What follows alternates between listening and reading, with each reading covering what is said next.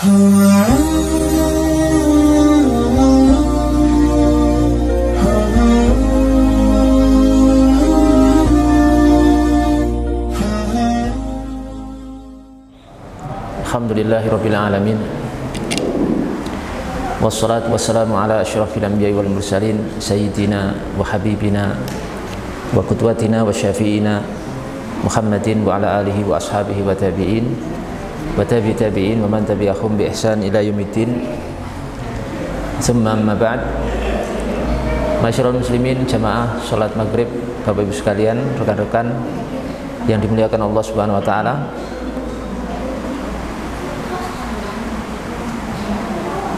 Apa yang terjadi dalam kehidupan di dunia ini, Allah takdirkan berpasang-pasangan.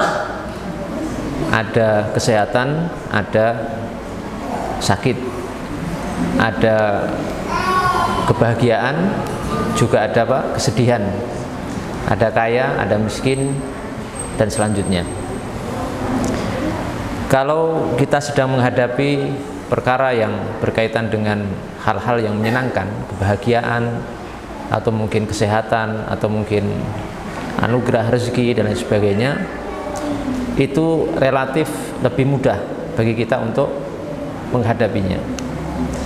Tapi tidak demikian ketika kita ditimpa oleh sesuatu yang tidak menyenangkan, ditimpa berbagai macam musibah atau hal-hal yang menyedihkan kita. Ya, hal-hal yang membuat kita sedih itu banyak sekali. Bisa jadi sakit, bisa jadi kekurangan harta, kemiskinan, bisa jadi musibah, kecelakaan, dan lain sebagainya. Dan itu sangat mungkin kita akan jumpai dan sangat mungkin akan menimpa kita selama kita masih hidup di dunia ini. Jadi tidak mungkin kalau kita hidup di dunia ini pasti senang terus, itu tidak mungkin.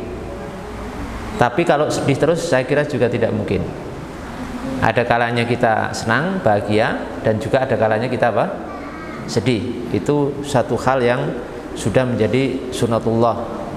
Makanya dalam Al-Quran disebutkan la tabdila li sunnatillah, tidak akan mungkin ada perubahan pada sunnah Allah Subhanahu wa taala. Sunnah itu maksudnya ketetapan Allah Subhanahu wa taala. Nah, di sini akan kami sebutkan 3 perkara yang apabila dilakukan oleh seorang hamba, 3 perkara itu akan menjadikan kita bisa untuk keluar daripada kesedihan, kesulitan yang menimpa kita. Ya, untuk ilmu bagi kita dan untuk langkah preventif nanti ketika kita menghadapi hal-hal yang tidak menyenangkan atau menyedihkan itu, kita sudah punya ilmu dan punya senjatanya. Di sini diriwayatkan an ba'dil hukama, dari sebagian al-hukama. Hukama itu jamak dari hikmah, artinya sebagian ahli hikmah.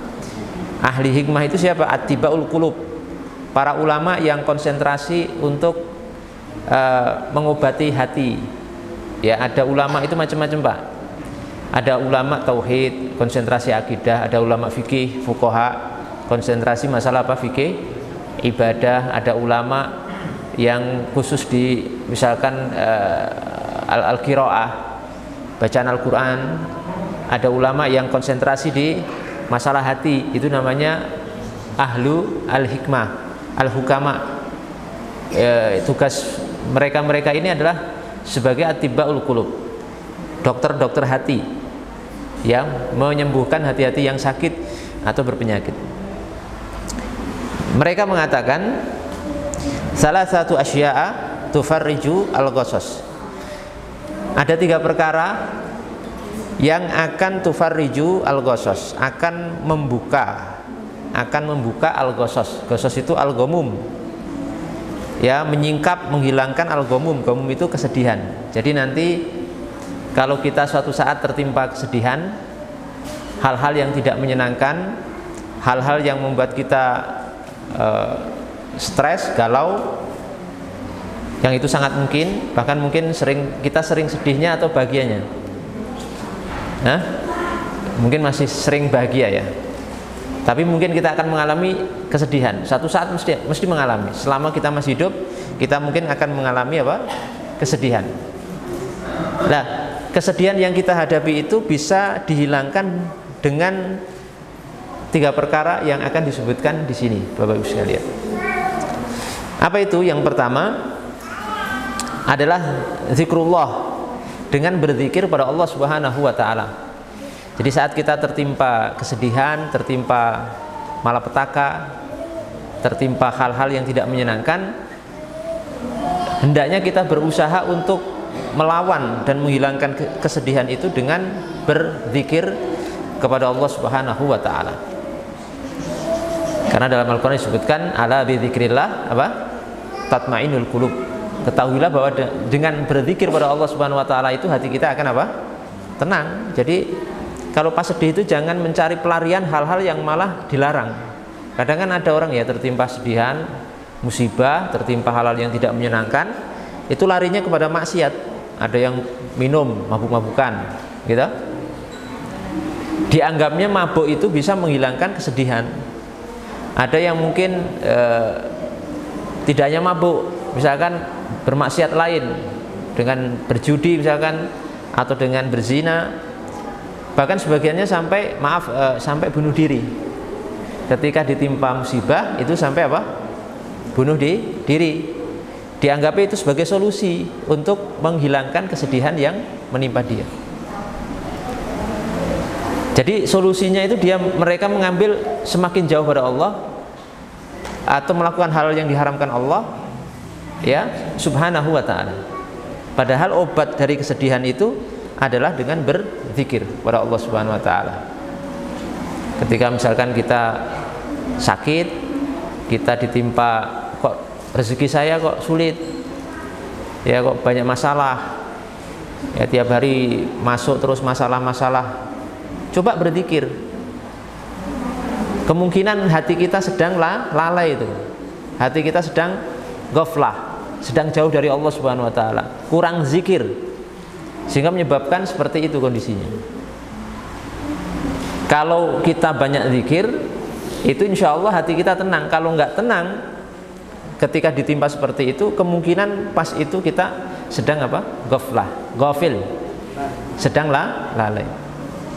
Makanya ada sebuah kitab karya Al-Imam Samarqandi, Abu Laith As-Samarqandi rahimahullah ta'ala, judulnya Tanbihul Ghafilin. Tanbihul Ghafilin fi ahadithi Sayyidil Anbiya'i wal Mursalin. Saya punya bukunya, sekian tebalnya.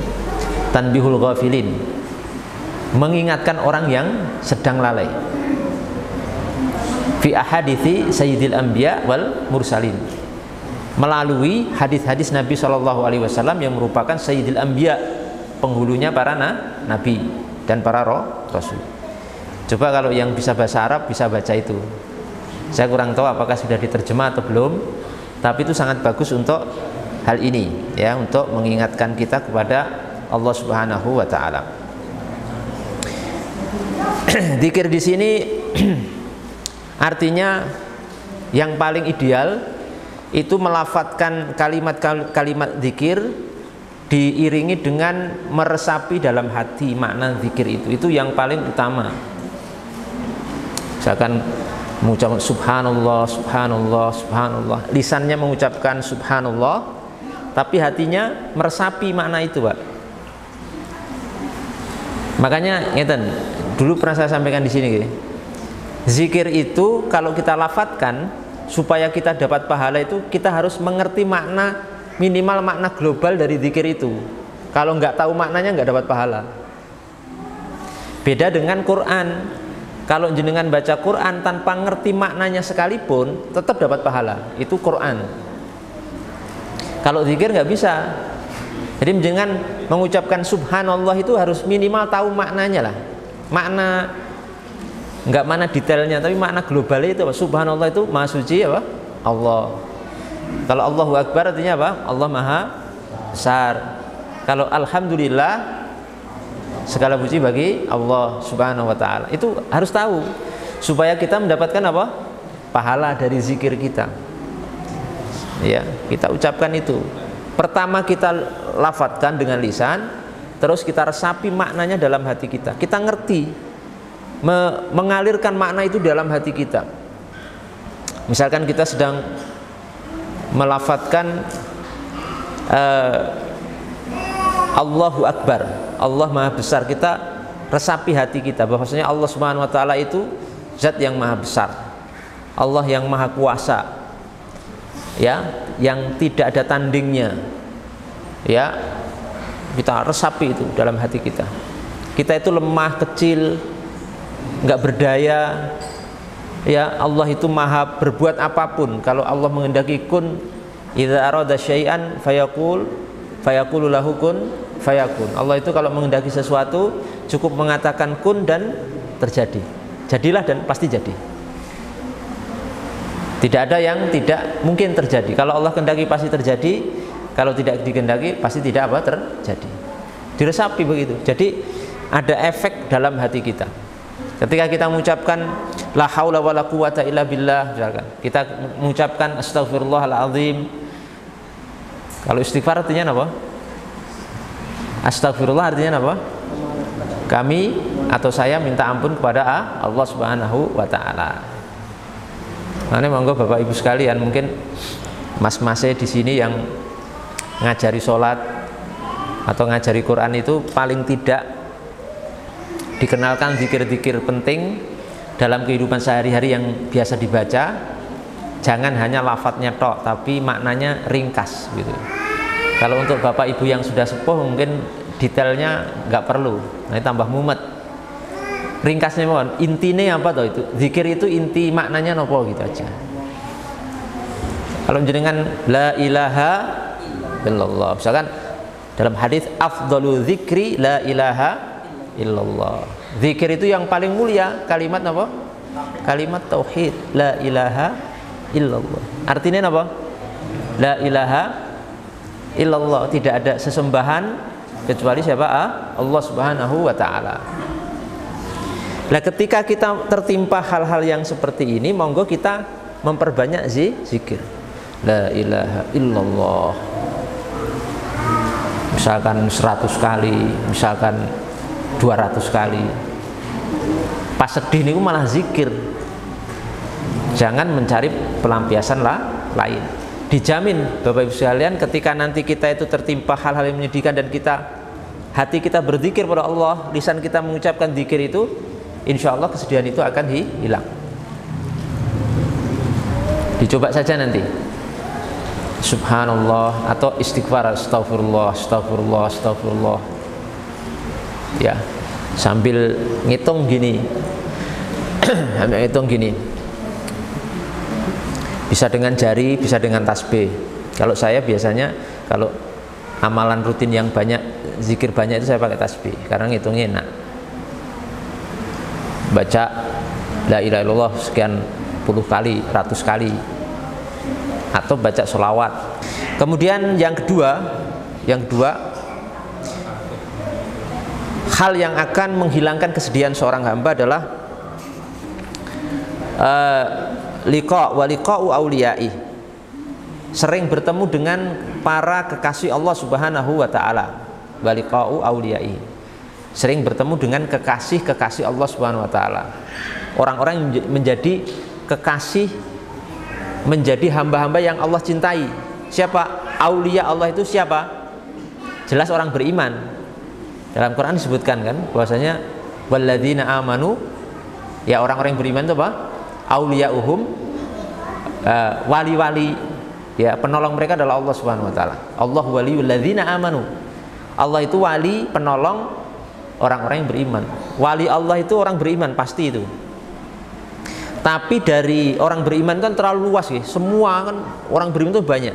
Dipersempit lagi, wali kekasih Allah Subhanahu wa taala itu ada dua golongan. Pertama al ulama, yang kedua as-sholihin. Al ulama was-sholihun. Para ulama, orang-orang yang mengerti agama, berilmu tentang hukum agama, ya. Yang kedua orang-orang soleh, seorang-orang yang taat, beribadah, taat pada Allah Subhanahu wa taala, itu wali Allah Subhanahu wa taala. Kalau panjenengan sedih, panjenengan tertimpa masalah, musibah, berbagai hal yang muskilah dalam kehidupan ini, sering-sering ketemu mereka, ketemu ulama, orang berilmu, para ustadz, para dai, para ya pengajar agama atau para syekh, ketemu tak aja, nggak usah ngomong, ketemu tak aja. Apalagi sampai ngomong, apalagi sampai mendengarkan nasihatnya, lebih lagi. Ya, itu sudah akan membuat kesedihan kita itu hilang. Kayak sebelum ketemu ulama itu kita kayak punya beban besar, masalah gede. Misalkan hutangnya nggak lunas-lunas. Enten sing gak ada hutang mboten mriki? Hah? Kabeh. Kabeh ndek hutang. Idealnya memang nggak punya hutang, Pak. Tapi untuk tidak punya hutang ya susah. Sulit kok begini ya. Hidup saya kok begini. Kok sedih terus. Kok musibah, masalah datang silih berganti nih. Ketemu ulama, Pak. Panjenengan ketemu ulama, biar hati itu longgar. Baru ketemu tok, itu sudah luar biasa. Baru ketemu orang berilmu, ya. Atau ketemu as-solihun, orang-orang yang soleh. Orang soleh ya tempatnya masjid. Main jenengan ke masjid, sholat 5 waktu, temu kan orang-orang soleh. Ahli sholat, ahli puasa, ahli zikir, ahli Quran, itu kan sudah menjadi obat apa kesedihan kula panjenengan. Ini ada sebuah ucapan ya, bahwa ada sebagian hamba Allah itu kalau kita ketemu dia, baru ketemu lihat wajahnya, itu sudah memberikan efek kepada diri kita. Kita ketemu orang, lihat wajahnya langsung ingat negeri akhirat. Ada loh orang-orang tipe begitu. Walau nggak semua, tapi ketika kita ketemu orang ini gitu, kita langsung ingat akhirat. Sejuk, wajahnya tenang, wajahnya begitu adem, begitu nyeles ke hati kita, langsung ingat, oh kita bakal mati, ada negeri akhirat, oh kita harus amal soleh, kita harus jadi baik. Bahkan ada orang pelaku maksiat besar, preman bahkan, ketemu orang soleh yang tipe seperti ini, dia langsung tobat, belum ngomong sudah tobat. Karena ketemu wajahnya itu memberi pengaruh ke hati, langsung nancep gitu. Padahal ini pelaku maksiat belum dikhotbahi, belum kasih dalil, belum kasih nasihat, sudah langsung tobat dengan semata apa? Melihat wajah orang-orang yang seperti ini. Dan saya punya guru-guru seperti itu. Padahal guru saya banyak, puluhan saya. Jadi ilmu saya itu bukan otodidak, Pak. Semuanya bersanad, berguru. Saya nggak pernah berguru dengan buku. Buku itu sebagai tambahan wawasan saja. Tapi asli berguru saya kepada para ulama. Puluhan guru saya nih. Tapi di antara puluhan guru saya itu yang punya karakter, lihat wajahnya langsung ingat negeri akhirat tuh nggak semua. Hanya beberapa orang saja. Ada seorang ulama Yaman juga gitu. Kalau ketemu gitu di pasar, di jalan itu, bawaannya sejuk, seneng, adem, marahi semangat ibadah, membuat kita takut maksiat, membuat kita ingat negeri akhirat, membuat kita hati-hati dalam hidup ini, baru lihat wajahnya. Apalagi kalau sudah ngomong. Dan saya punya sebagian ulama yang tipe seperti itu. Kalau sudah ngomong itu nancep ke hati. Ada ulama-ulama orang berilmu, tapi kalau ngomong nggak bisa masuk ke hati. Babras lewat tok, jadi masuk telinga kanan, masuk telinga kiri, lewat tok. Ada ulama tipe gitu, nasihat itu nggak enak. Bablas tok, nggak ngaruh lah. Tapi ada ulama yang ngomongnya nggak terlalu banyak, ketika ngomong itu lancep cep ke hati. Sebab kenapa? Mungkin sebab terbesar itu karena keikhlasan si ulama tersebut. Makanya ada yang ngomong begini,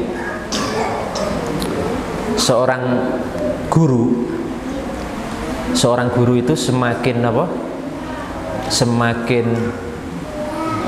menderita, semakin sederhana, semakin kecil apa yang dia dapatkan dari dunia, itu biasanya doanya semakin mustajab.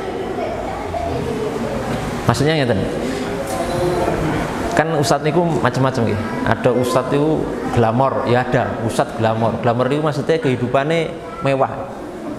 Kalau ngisi kajian ya pakainya Alphard, ya. Mobil harga 3 miliar.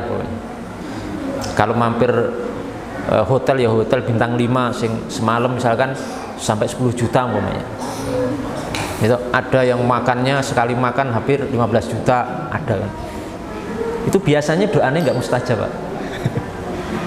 Bukan semua ya, tapi biasanya kurang mustajab doa ulama yang model begini. Kalau pulang disangoni misalkan sampai 50 juta, itu biasanya doanya kurang mustajab. Karena potensi untuk tidak ikhlasnya kecil, besar. Beda dengan ustadz dai, misinya ke pelosok, ya, kendaraannya bawa sendiri, milik sendiri, sepeda butut.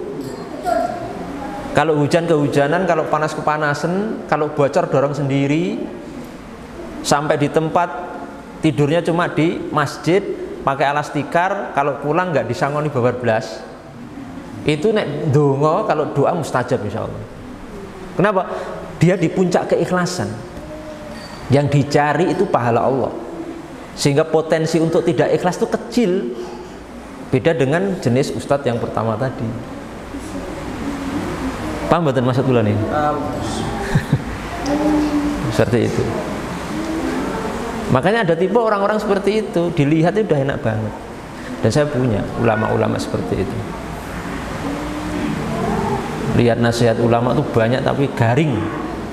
Pinter tapi garing, kalau nasihati garing. Tapi ada ulama nggak ngomongnya sedikit tapi nancep kayak itu. Nancep langsung. Tapi tidak perlu saya sebutkan nama-nama mereka. Yang jelas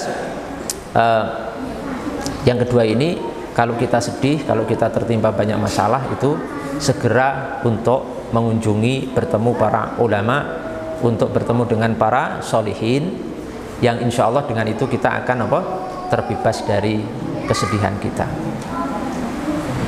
Yang terakhir, supaya kesedihan kita hilang, itu adalah poin yang terakhir, wa kalamul hukama. Banyak-banyak mendengar, banyak-banyak membaca ucapan-ucapan, nasihat-nasihat para hukama, para ahli hikmah yang saya sebut tadi, sinten attibaul qulub, para ulama, para dai, para masyayikh yang tugasnya, konsentrasinya, fokusnya untuk mengobati hati-hati orang yang sakit. Yang mereka itu alladzi yadullu ala khairai dunya wal akhirah. Ulama, ustadz, dai yang menunjukkan kepada kebaikan dunia akhirat. Enggak hanya kebaikan dunia, Pak, tapi juga kebaikan akhirat.